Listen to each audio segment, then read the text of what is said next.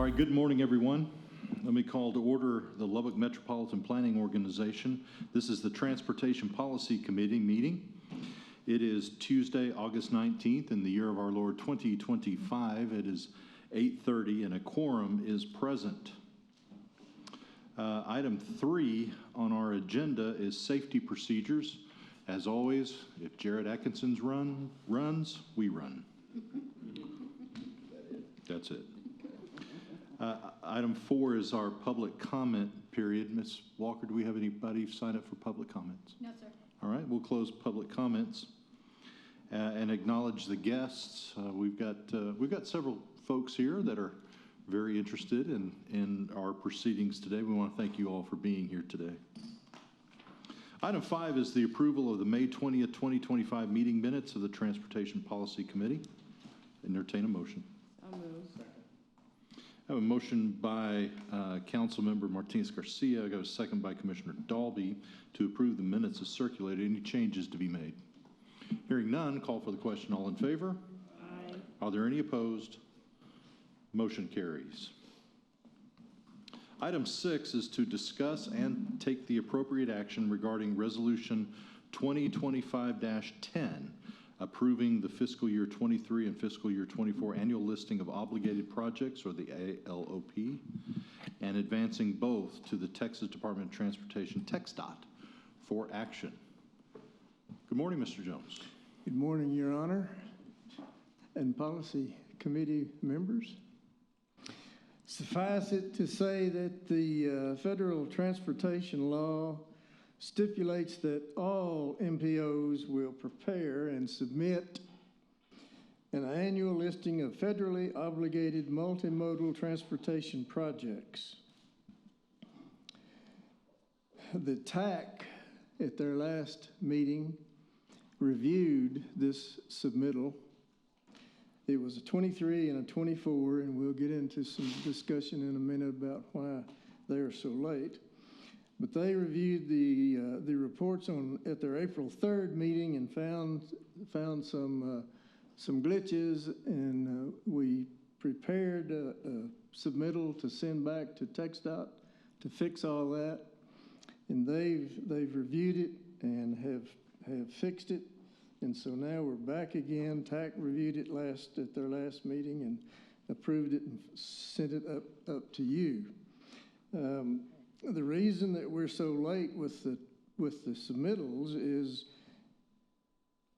in the past when the MPOs across the state would try to assemble the ALOP, they would always run into trouble because they couldn't actually assimilate the data from federal highways, and that kept throwing everybody in a quandary, and nothing would match. And so in 2018, TxDOT decided they would begin to assemble that data themselves and work with FHWA.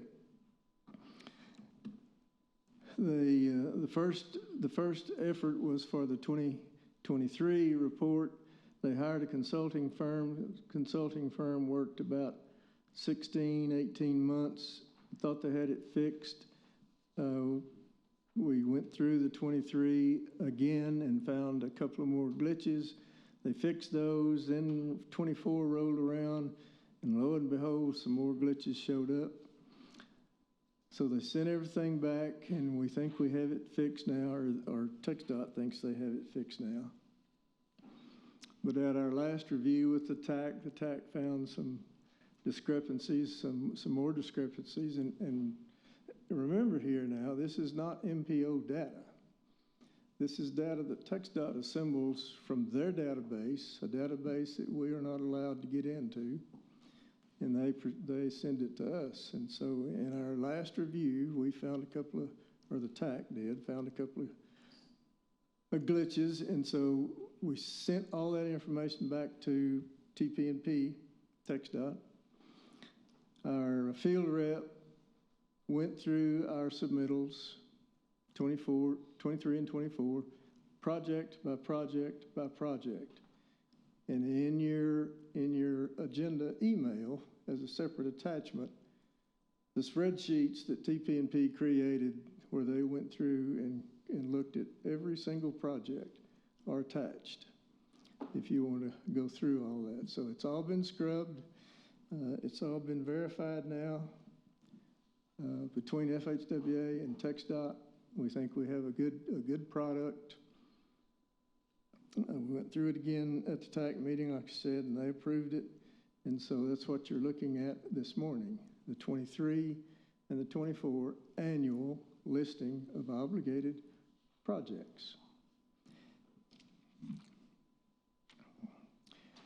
Highlights of the 23 ALOP include a total of $113,103,416 of federal money was obligated on all transportation projects across the entire multimodal network through this MPO.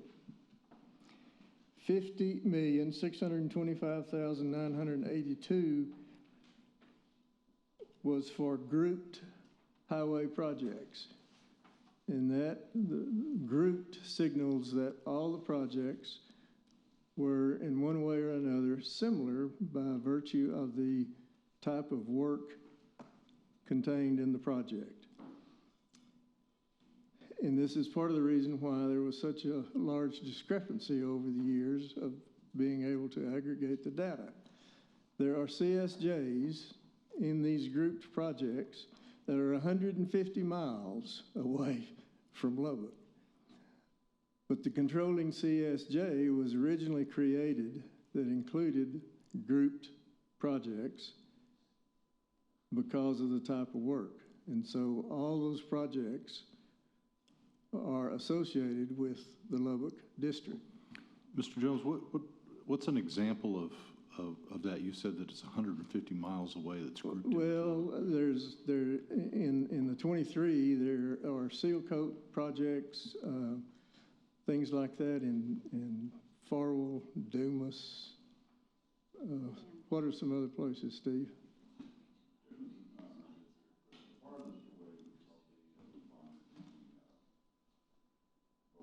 Bovina.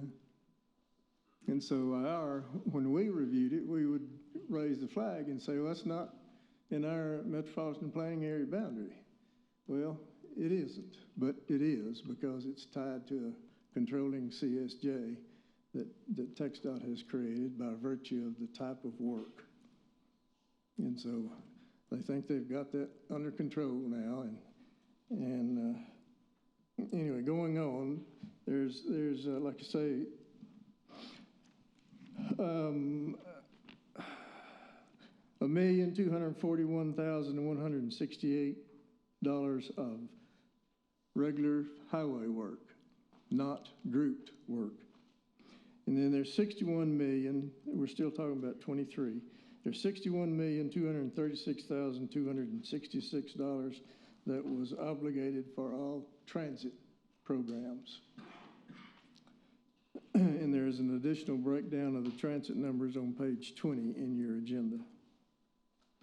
Now for the 24 highlights, there was a total of $86,272,220 in federal funds obligated through this MPO, which includes $56,349,729, again, of grouped projects, $1,589,172 of regular highway projects, and $28,333,319 for all transit programs. And as I mentioned earlier, those projects have been scrubbed by TxDOT. The data they use to verify that work is attached to your agenda. And I would ask you to support the resolution in your backup and send these now back to TxDOT. Any questions for Mr. Jones? Mr. Jones, Mayor? what is a CSJ? CSJ is a series of numbers. I think it's, 8 numbers in a sequence, and they tell you the type of project, the type of construction in that project. It'll give you an address, if you will, of where it is in the database and where it is on the ground. Mr. Mayor, That's TxDOT's address for that project. if I may, Please, Mr. Warren. CSJs have been around since the Alamo fell. It stands for Control Section Job. Control pretty much relates to the highway number for the most part, like US 84 has control 0052, for example. And then section is a section of that road, say from Scurry County line to Post would be like section 01. And then job is the number assigned to whatever project is being done on that project. So if it's the first time we've done anything, it's job number 001. If it's been seal coated innumerable times, rebuilt 12 times, and upgrading this, that, and the other, it could be job number 158. So that's how we identify different highways in the state, not just this district or this NBO, but statewide by highway, by portion of that highway, and by what job number this is that's being done to that section. So it's just a series of 3 numbers that identifies the Right. location and the work being done, Right. which is at the top of each of these. I see it. So, okay, explains it. Thank you. Yeah, a little bit. Not anything like that at all, but thank you for that input. Mr. Chair, our TxDOT field rep, Philip Tyndall, is here this morning. If you have any questions about their experience in this endeavor, he'd be more than happy to answer any questions. Would it be safe to say that we're approving this 2023 and 2024, that there's going to be some projects in here that are already closed out and gone and kind of off the books? Wouldn't that be right, Mr. Tyndall? Yes, sir. Okay. We need to do this. We need to go through the exercise just to satisfy federal law. Yeah, let's do that then. With that, I'll call for a motion. Second. I've got a motion from Mayor McBrayer, and I've got a second from Councilmember Martinez Garcia to approve Resolution 2025-10, which approves the fiscal year 23 and fiscal year 24 ALOP to both send to the Department of Transportation for action. Any further discussion? Hearing none, call for the question. All in favor? Aye. Are there any opposed? Motion carries. Thank you. Thank you, Mr. Jones. Item 7 is to discuss the status of the regional traffic volume forecasting model as approved by Resolution 2025-11 and presented in Task 2.1.1 in the amended fiscal year 25-26 Unified Planning Work Program. And this is for informational purposes only. No action on this item will be taken. Mr. Lucero, good morning. Good morning, and welcome everybody here. I would like to introduce to the Policy Committee first some of the staff that we've had come on, and I don't believe everybody's met them. And we have hired on 2 part-time interns from Texas Tech University from their PhD program in the Civil Engineering Department, which have had some significant work on this project. We have Mohammed, who's here in the back. Unfortunately, Tamer isn't here this morning. We also have a part-time individual that we've hired on as well here, Bill Raleigh, who will be presenting here a little bit later on, who isn't from the PhD program, but he has decades of experience, and he's helped us tremendously on another project. But the reason why I wanted to introduce you to them is because of the type of work that had needed to go on for this to be a success. And so this actual project serves 2 folds. One, it allows us to be able to cooperate with our regional partners at SPAG, who needed a little bit more of expertise in the field of travel demand forecasting and needed to answer a couple questions to be able to satisfy their federal transit commuter opportunity shed that they have. And so this is just part one to give them the information that they need to be able to utilize with the consultant contract that they are going to issue out here shortly. With that being said, this is truly a collaboration between the Lubbock MPO with South Plains Association of Governments, TxDOT, TP&P, to be able to develop a travel forecast for the larger region of SPAG. So SPAG is almost 100% coverage of the Lubbock district, of the Lubbock Engineering District. However, they add 2 additional counties to the east, and they lose 2 counties of the Lubbock district down south. And so it's a 15-county location. They've asked us to do a phase 1 and a phase 2 of this project. Phase 1 will encompass our forecast for all 8 surrounding counties to Lubbock County. And then the phase 2 will include the rest of their travel shed.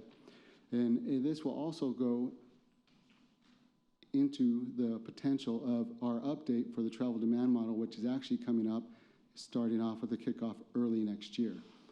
And so with that being said, I bet most of you did not, 1, 2 individuals here were here, 3 were here when we did the last update in 2023. The first thing we had to do was go ahead and start doing a whole lot of data analysis and gathering. I'll explain what a TAZ is. It's a travel analysis zone. It's just a fancy term for saying it's a boundary that conforms with a geographical region. And we have to put information in there, and it does everything from evaluate the population, economic numbers, the type of businesses, the type of infrastructure we have in there. We've gone through and we utilized TxDOT's traffic counts for 24 hours and 15 minutes for the last 3 years. Through TxDOT's purchase of statewide cell phone and travel data, we've been able to access that INRIX location-based mobile data to be able to track travel sheds. And then, you know, of course, we have to follow the rules, and we're using the Texas Demographic Center, unemployment and land use and roadway inventories, as well as census data.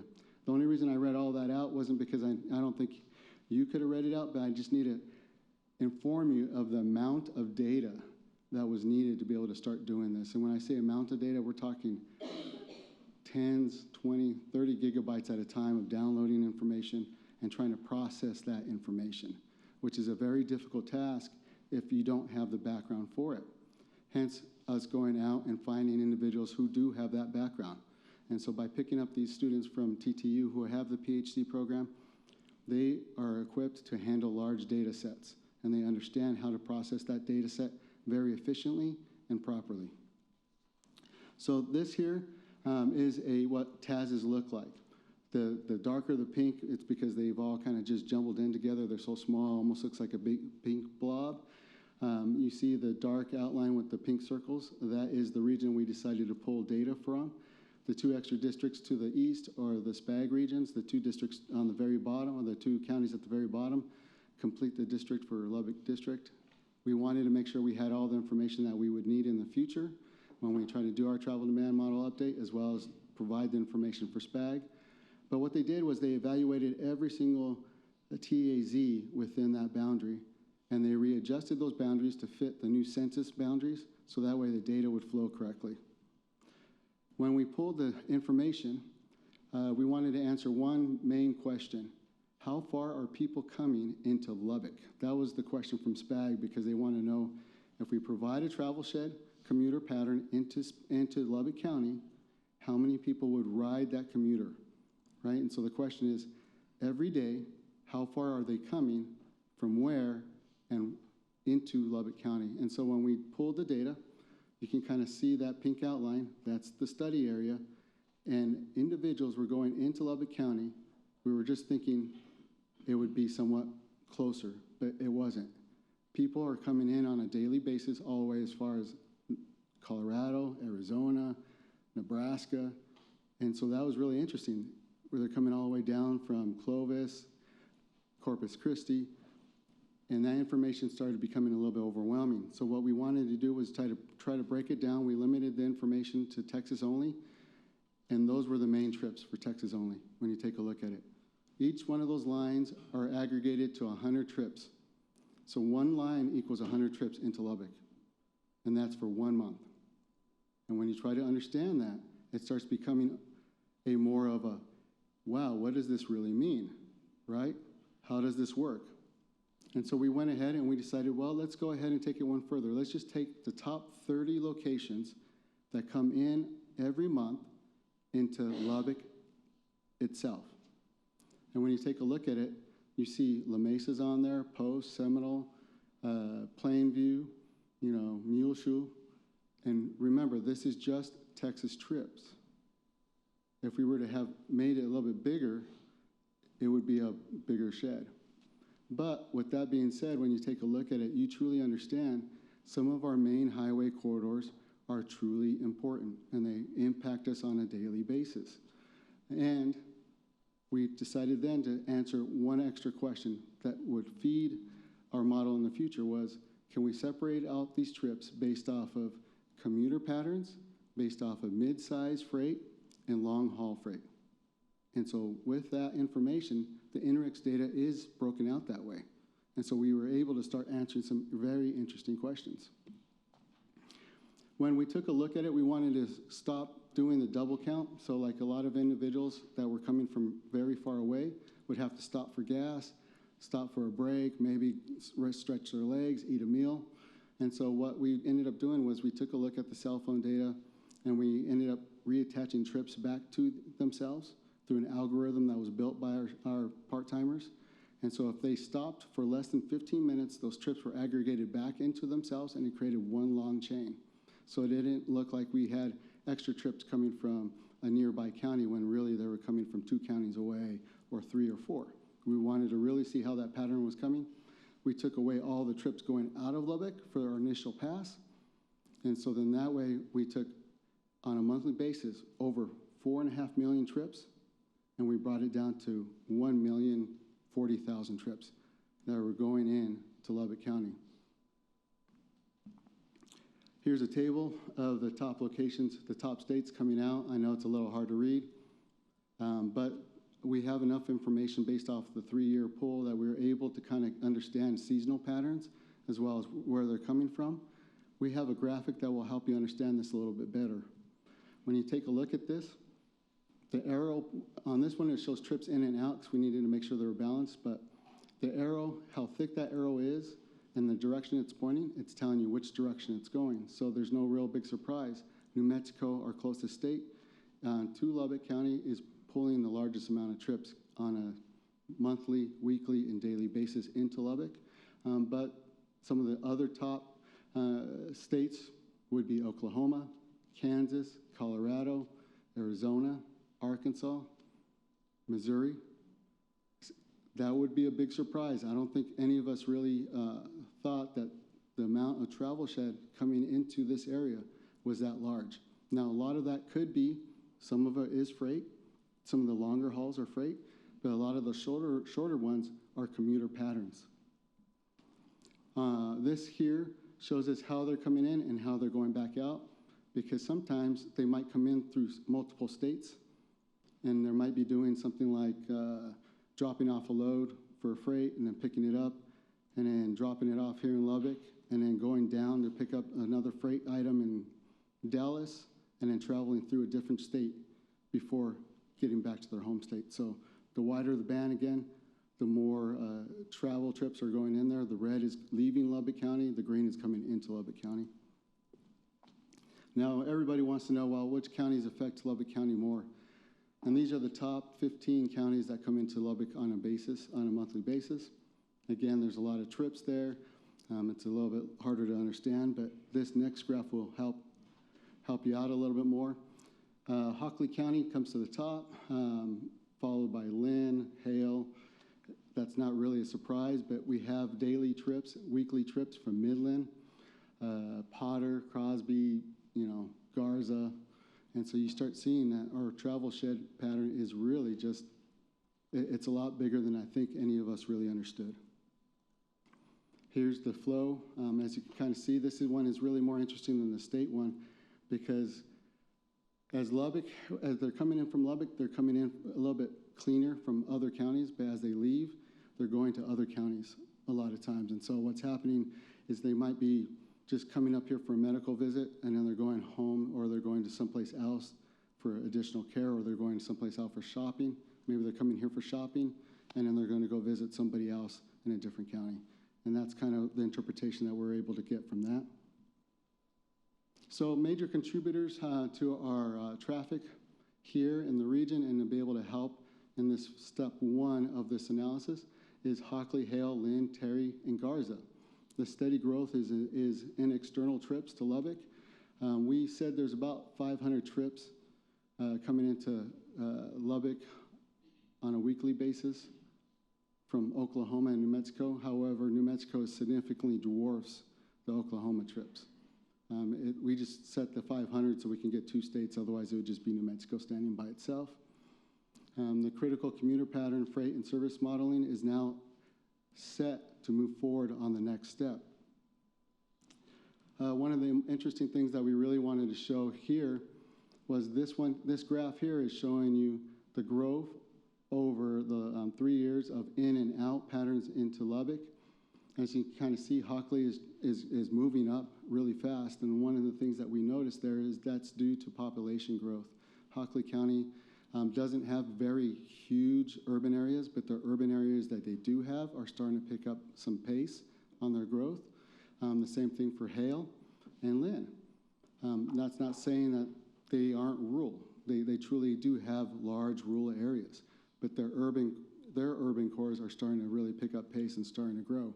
However, some of our other neighbors like Crosby County and Floyd County, you can see they're pretty much flat and stable. And so we can kind of see where the growth is happening, and that will be important in understanding our economic development here in Lubbock County.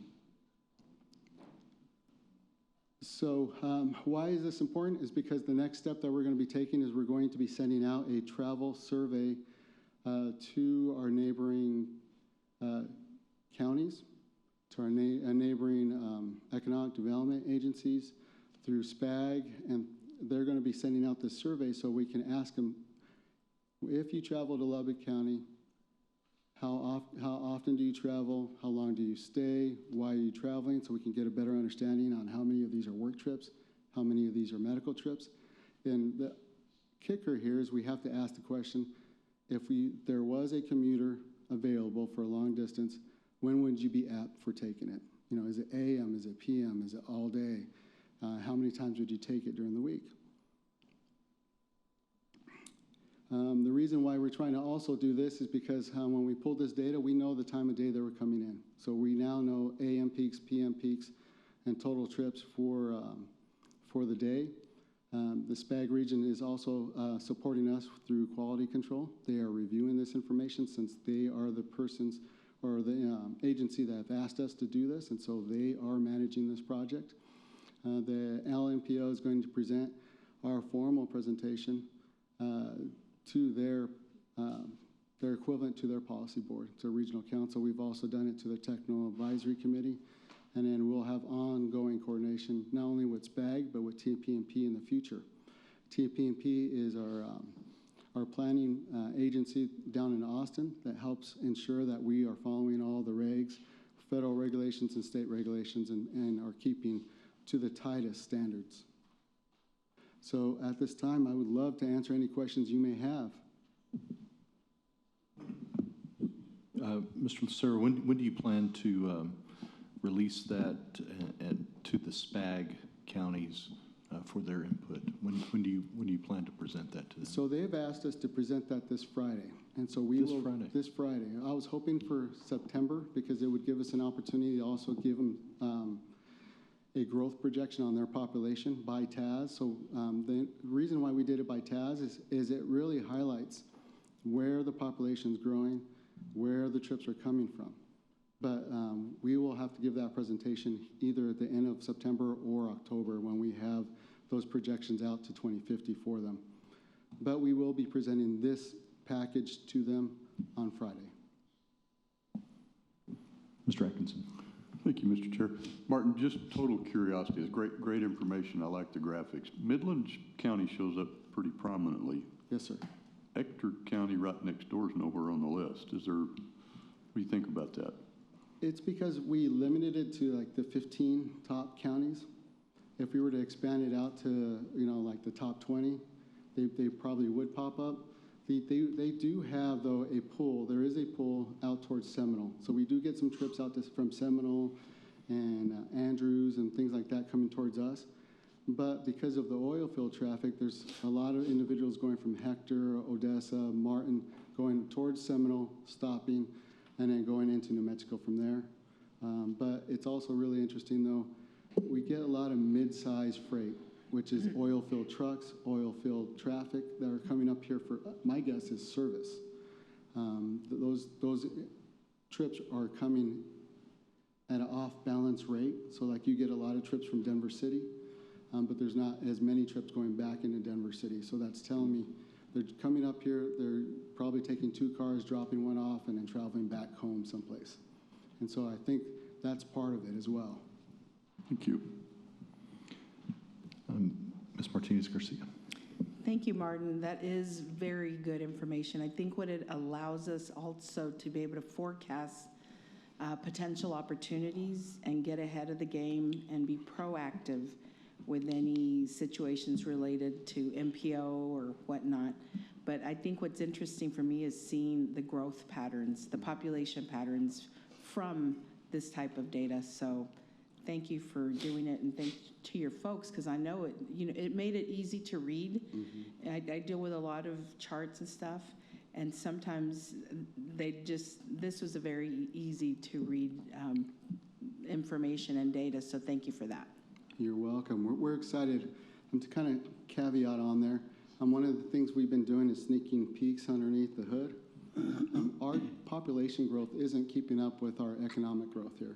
The amount of jobs here in Lubbock County are increasing a little bit faster than the population. And I think in part of that, it has to do with all the other individuals coming in on a commuter day. So our service industry, we have more restaurants than any place else. There's not a want to find its type of food here. But how are we populating all those jobs? Well, we're pulling populations from around us. The same thing with some of our medical industry. I think we're sending a lot of doctors out to the other counties, rural counties, to kind of help facilitate dental and things like that. That's accounting for some of those trips. But I think we're really getting a lot of medical trips coming in here because we have a stellar medical system here. We're getting trips all the way down from Oklahoma, and they could have stopped in Amarillo, right? If they were really shopping, they would have stopped in Amarillo. So there's something else that's bringing them all the way down here. And when you take a look at that, it has to either be like a regional hospital, a cancer center, something that they don't have up that high. It could be something for education. And we have a stellar university here. We actually have more than one university. We have 5. And so, it's really starting to kind of paint a picture of why we're called the hub city. 2 years ago, we were tasked with trying to kind of come up with, an idea of how big the travel shed was coming into Lubbock County. We kind of gave an idea. We thought it was just, 4 or 5 counties, surrounding Lubbock County, neighboring. We had a glimpse or kind of an inkling that it was like maybe New Mexico, Clovis Highway, Seminole. But this really paints a different picture, and this really backs up those inklings with hard data. I just wanted to ask one more question, and that was, is there a way to see when they're coming? Are they staying overnight? Are we getting heads and beds? Is that anything that could potentially be shared through this data? Unfortunately, the way we had to do it, we had to cap it at 15 minutes. Because if we didn't cap it at 15 minutes, then you'd start getting weird trip patterns that just didn't make sense. And so if they stayed longer than 15 minutes, it breaks up as a brand new trip. And so unfortunately, we can't answer that question. Okay, good to know. Mr. Mayor. And remind me again, you're going to give this information to SPAG, and what will they be doing with this information? They will be utilizing it to do an evaluation on their transit side to be able to see if regional transit from a rural perspective can be bowed up, or if they can provide additional service for an additional application that they would like to do in the future. So they would like to apply for additional rural transit funds, but they can't until they can proof up that there's an actual pent-up demand and need for it. So you're just supplying them with the information, but they'll make the decisions about where they Yes, feel like they they need are that. hiring on a consultant of their own. They've applied, and I believe that they received, I want to say 200,000, roughly around there, to be able to proceed and take our data and then finish off the analysis. Good, thank you. Any other questions or comments? Mr. Cicero, thank you. Thank you to your staff. You know, data is just, it's one of those things that helps us make decisions, and clearly data is what gets us grants, gets us funding, so it becomes vitally important as we look at these major arterials coming into Lubbock. But I think, and I think you hit the nail on the head, Lubbock is the hub city, and folks are coming. I think the one surprise I had in that, Mr. Atkinson, is how many folks are coming from Kansas. Kansas. Yeah. I have to chew on that one for a while, but thank you to all very much. Thank you for your efforts and work on this. Thank you. Have you ever been to Kansas? Yeah, I've been to Kansas. Yeah. You'd want to get out of there and get to Lubbock as fast as you Well, could. it's okay. We actually I have said that hills about. here. I've been saying that about Oklahoma, but, and yet here we are. Thank you all very much.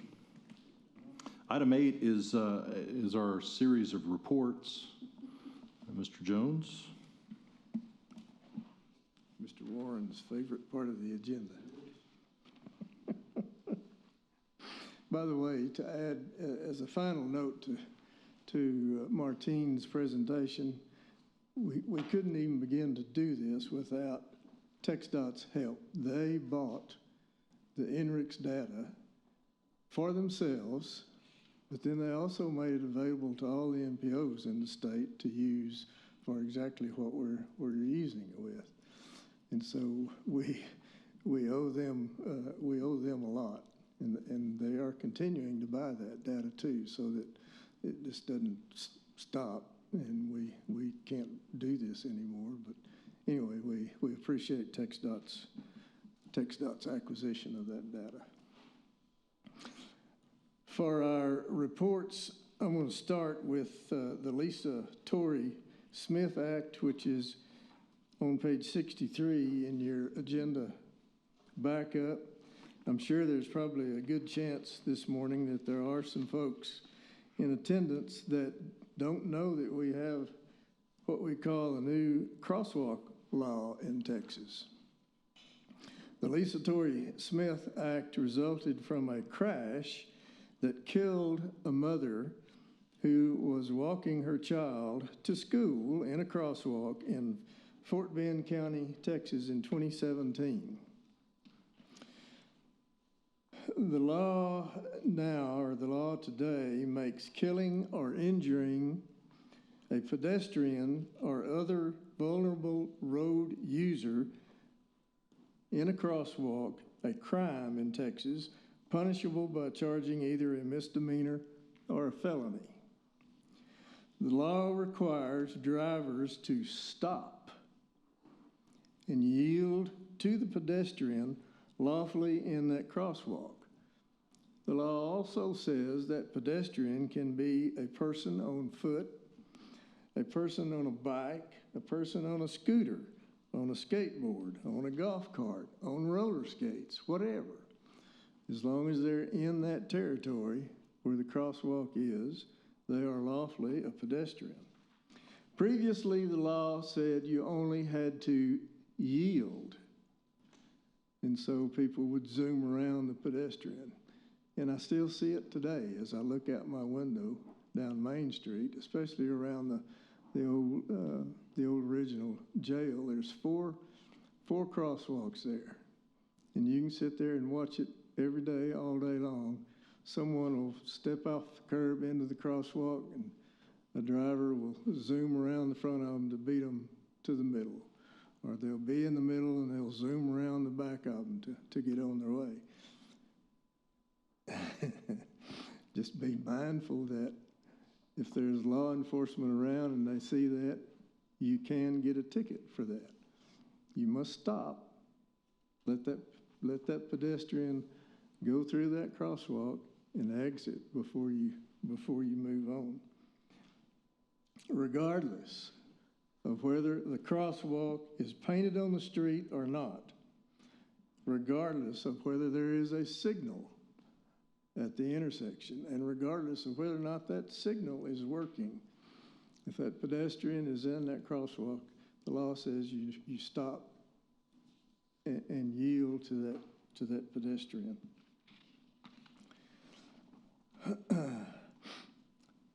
The crosswalk can be a sidewalk that goes across an alley, goes in front of a business, or anything like that. You still must stop for that pedestrian to cross over. And if a pedestrian is at the corner of a intersection and there's no crosswalk painted on the asphalt, as soon as they step off that curb and start to the opposite side of the street, that is a crosswalk, according to the law. So as you drive around Texas, be mindful and be careful as you approach a crosswalk or you enter into an intersection. If there's a pedestrian there, be mindful of the pedestrian and yield. Now I'm going to introduce Shelley Harris. He's going to give you a quick presentation on the difference or a comparison of the 2025 UTP and the draft 2026 UTP. So, Shelley.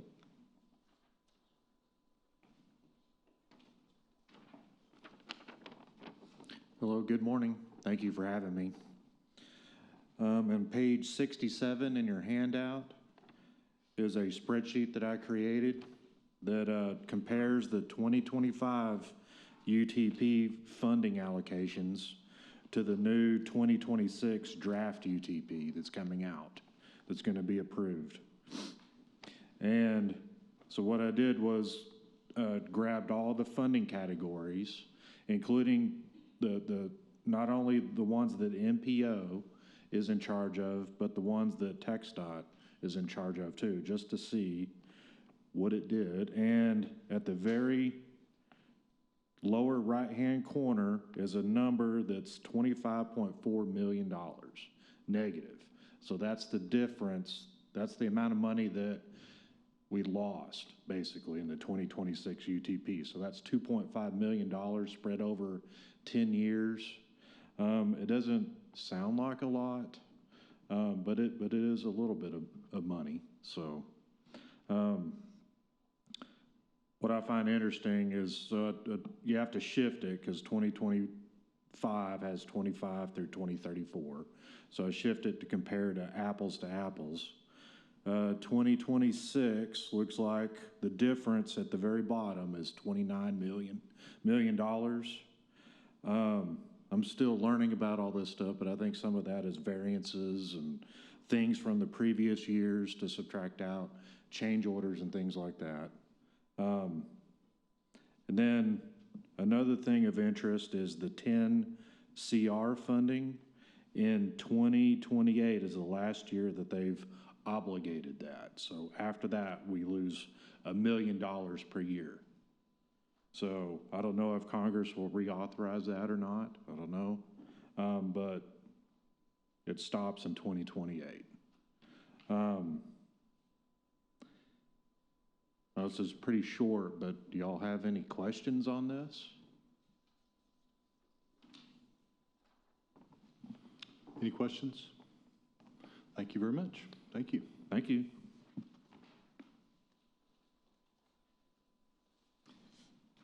Continuing on page 68 is a request for comments from USDOT FHWA for ideas on what the new Federal Service Transportation Law needs to look like.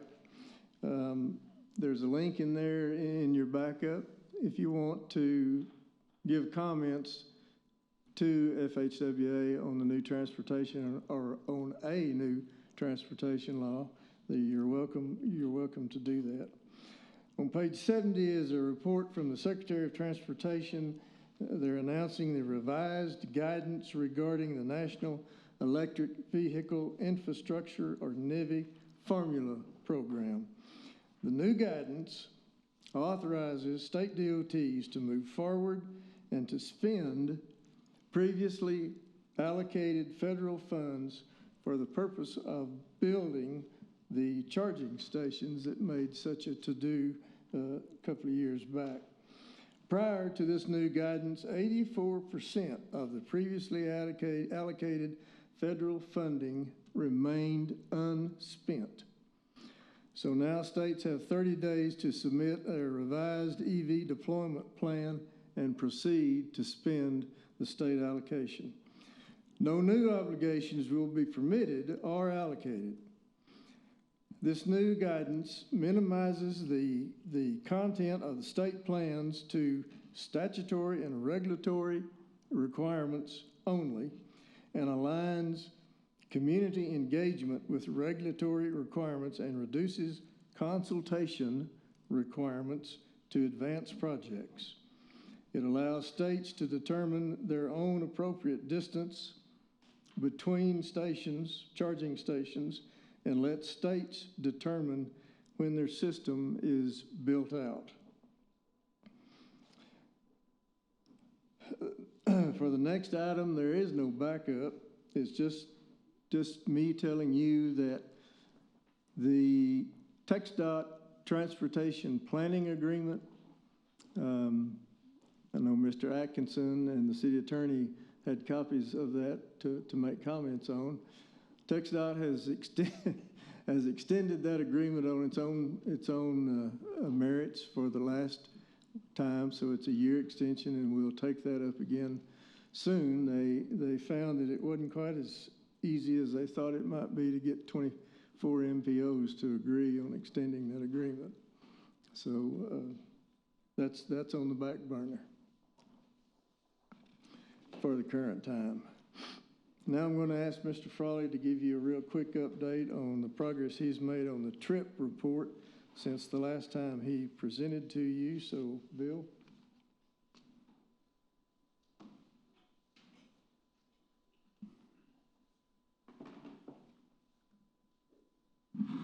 Thank you, Martine. Good morning. I'm Bill Frawley, part-time transportation planner with the Lubbock MPO. I'm going to jog through, not walk, not run through, about a dozen slides to give you an update on where we are with our Transportation Resilience Improvement Plan. If you have any questions along the way, please stop me and just say, hey, I want to ask about this, and we'll have more time at the end also, of course. Did someone change that or did I? Oh, okay. It's like, I didn't think I touched it. One of the things that we're doing is looking at where major crashes have occurred. Remember, transportation resilience is anytime something disrupts the transportation system, it's getting the system back to operational way it was before, whatever those might be, natural or human caused. I want to thank and make sure people know Ayla Ryan helped gather all the data. She's on the staff of the MPO, put the maps together, and helped make sense of them. And so it's very important everyone gets credit for what they're doing. The darker spots you can see these are heat maps. You can see the highest concentrations of major crashes. So these are the roadways, the sections of roadways are going to be most vulnerable to disruptions because of major crashes. That might be one or more lanes of a freeway or an arterial street shutting down for any length of time. It could be minutes, hours, whatever it might be. So there has to be a plan to get the traffic around that. Also to mitigate, to minimize the risk of these things happening in the future. Some of the hot spots that we've identified with fatality crashes, the primary ones, where you saw the brightest spots on the heat map or the darkest spots, I-27 near 34th Street, and then the Marcia Sharp Freeway near Upland. Some of the fatality hot spots, the secondary level that aren't quite as dark or whatever on the heat map. Again, along I-27, a couple of places, Avenue Q, 3 different places, including Marcia Sharp Freeway and then Marcia Sharp at 4th Street and 82nd Street near University. So you can see there's some corridors as well as some isolated places that have some of those hot spots. Then we also looked at serious injury crash hotspots, just because those can also take up quite a bit of time or disrupt the transportation system for a while. So you can see, again, we have it at the county view pretty much, and then zoomed in so you can see the darker spots, the concentrations of these things a little bit better. And a lot of those are going to be, again, along some corridors, Marcia Sharp near Avenue Q. Typically, these are going to be on the arterial streets that intersect with those freeways. One thing that's important to realize, though, I've learned over the years, if you're in a crash, or if there's a crash on whether it's a freeway or an arterial street, person gets out of their automobile and then they get hit, they are now a pedestrian fatality or injury. It's a new crash. It's not tied to that original one, just something very interesting when we talk about serious injuries, pedestrians, and that type of thing. And then, of course, State Loop 289 down south near University, again along I-27 and 50th Street have some serious injury hotspots. Here's some more of them. So you can see they're spread around along, again, certain corridors, I-27, the Loop, and so on. Nothing too surprising, but it's a little eye-opening and makes it real when you see it on the maps and listed out. So what do the major crash hotspots tell us? Well, again, which freeways, major streets are most likely to be disrupted? Which of the nearby roads are going to be best suited for alternate routes to reroute traffic when it's blocked up for a while? Maybe to help improve the roadways. Again, maybe you tailor some new parts of already existing or new projects and say, hey, let's look at safety or let's look at these things. And to bring this into a different light, if you have a lot of traffic stalled or backed up, you've got emissions spewing out while people are just sitting there waiting or slowing down to get around. So there's kind of part of the environmental type improvement that would come along with some additional projects as well. Sharing this information with first responders is important. Are they aware? Is this eye-opening to them? Do they already know? Can they help coordinate with each other better? Can they give us new information? How do they reroute traffic? Who takes the lead? How do they want traffic rerouted? And is the public, the motoring public, getting notified? And if so, how? And then again, these will be compared with other overlays, flooding, visibility, other types of disruptions to the transportation system. So with that, we're creating, we mentioned before on a previous presentation, a road matrix, all the major freeways and arterial streets divided into logical segments, and then looking at are some of them more susceptible to others than the flash flooding that's occurred again more recently, ice and snow, especially the bridges and flyovers in the wintertime, and then again the crashes and those types of things. Public engagement has been a very big role. I want to thank Councilwoman Christy Martinez-Garcia. She helped us set up one of our major workshops in coordination with the North Neighborhood Association. And again, I want to thank Tammy Walker, because those meetings, workshops don't just happen. Tammy puts a lot of work into not just saying, oh, there's the one, but what are all the options? How are we going to reach out to the people the most, make sure we're complying with our Title VI and those types of things as well. So we had a workshop with just stakeholders back in May. We had 2 workshops, the one with the North Neighborhood Association in July, and then we had another one in Wolforth in July to get input from different parts of the community. Again, also making sure we're reaching out to minorities, lower income, all these types of places that give everyone a good opportunity to participate. And then we just met with the LEPC 2 weeks ago, and that was important because with all of those people representing first responder agencies, they're now going to be able to respond to a, no pun intended, but a survey that we put together. So we have public surveys that we handed out and have QR codes for. We have first responder surveys, and we have stakeholder surveys, and some of that's geared towards people that are moving freight and stuff around the system. So we're getting information from various types of inputs. Here's some of the maps, again, that we use. The workshops have been interactive with the public so that they can go put dots on maps color-coded for crashes, flash floods, weather, visibility, those types of things. That helps along with the pure data. These are what we would call anecdotal results or responses. people saying, here's where I've seen it, I've experienced it, and then that'll match up with the data as well as what the first responders want to tell us. Some of the things that we have found out from the major stakeholders are there are some places that have high priority to make sure if there's some type of a disruption to the system in certain places, that these facilities have access to them restored as soon as possible for different types of reasons. County detention facility, the state prison, staff, supplies, medical, those types of things, hospitals for emergencies and traumas, food distribution centers. It was eye-opening when we met with the stakeholders. Lubbock has a number of food distribution centers here, and they serve an area of several hundred or a few hundred miles of radius. So if something happens and one or more of these food distribution companies can't get trucks out on the road or back, it's not just Lubbock that suffers, but a surrounding market area, if you will. And then, of course, the airport's very important to have open and access provided. The stakeholders have told us that there needs to be some improved coordination among some of the agencies. They told us some anecdotal stories about ambulances having a hard time getting to the hospital during Texas Tech graduation. That's not throwing stones or anything. That's just an idea of a way of, hey, we need to make sure there's a good plan and there's coordination among the agencies and entities. Parades, knowing when there's going to be a parade along various streets and what's going to be the process to be able to cross that route, or how far south do we have to send people to go around it.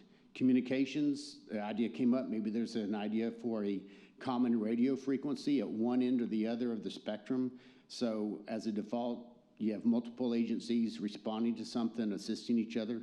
They can go to that frequency and can all talk with each other. Protocols for communications, and then formalize some what might be hand shook or gentlemen, gentleladies agreements type things. Yeah, we're going to maintain these roads, or we'll help have this dirt, gravel, whatever road come back on as soon as possible, but it's just nothing formal, so that might be something that will be a recommendation. Some more public engagement sample findings. We asked, how have you heard about, how would you like to hear about road closures, alternate routes? Television is one of the most common that came out so far, radio, and then a text to the general public as opposed to something you have to subscribe to. So maybe something like the Amber Alert type system where everyone hears it and sees it.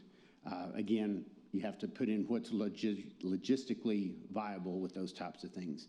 And then we've been told a lot of 19th Street segments have experienced some flash flooding that's impacted. That's one of the most common ones. We've been looking at some other ones as well that have been mentioned.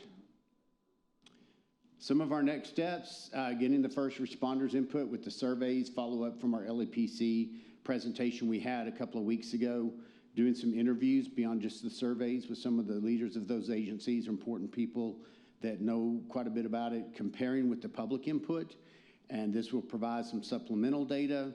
We have 3 draft chapters that we've completed so far. We're working on the rest of those. And then one of the things that's very important, I've mentioned peer exchange previously. We're working with Amarillo MPO. They're working on a resilience plan right now. Permian Basin MPO, Midland Odessa recently did one. I've actually talked with Major Hoffines down in San Angelo just to get ideas what everyone's doing. Well, Federal Highway Administration has this tool called Vulnerability Assessment Scoring Tool, or VAST. And so it's not been working as well for some of us as we would have hoped. So through our peer exchange, a few of us said, hey, we want some training on that. So Federal Highway is going to put together some training for that to help us all out. Any questions or comments? Did I go too fast? I have. No, okay. Could you have gone faster? All right, Councilmember Martinez-Garcia. Yes. One of the things, the routes where, you said it, where we need to improve the roadway, a lot of north and east area, mostly I-27, but we have a lot of processions that get on that, in that area. And I think it would be very good to make the connection to communicate, some of the possibilities or dangers or things that are existing so that the police can definitely respond more accordingly. And they are working on that, just so you know. Thank you. So the other thing I wanted to mention is in communications, you really need to add social media. Whether you like it or not, social media is a very important tool that is commonly used by a lot of folks nowadays. And, you know, unfortunately, sometimes there's a lot of misinformation, but when it's coming from someone that is a credible organization, I think it makes a difference. And when it comes to parades, I organized 3 of them, so I can help you with that one.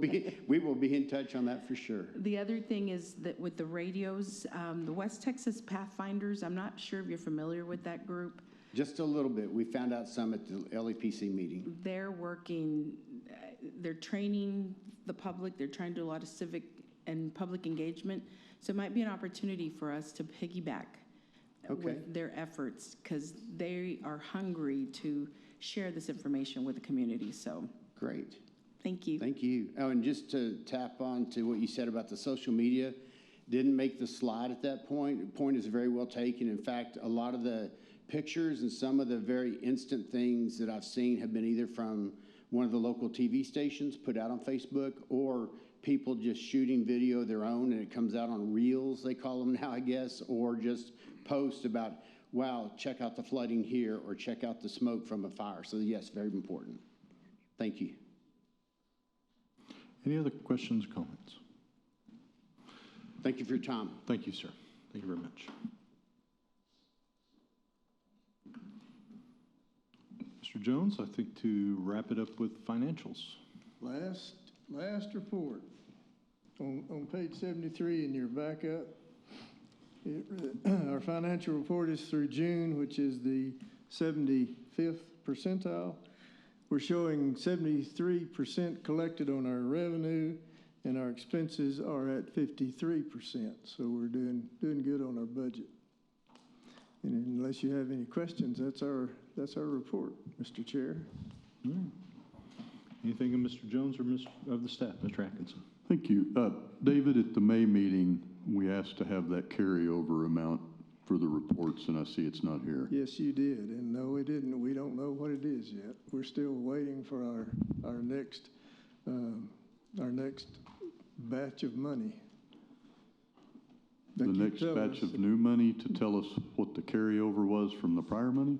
They will calculate the carryover. They calculate all the MPO carryover, and they'll tell us what that is. Any idea when we might get that? I was just informed that it was an email that was sent out yesterday. Thank you.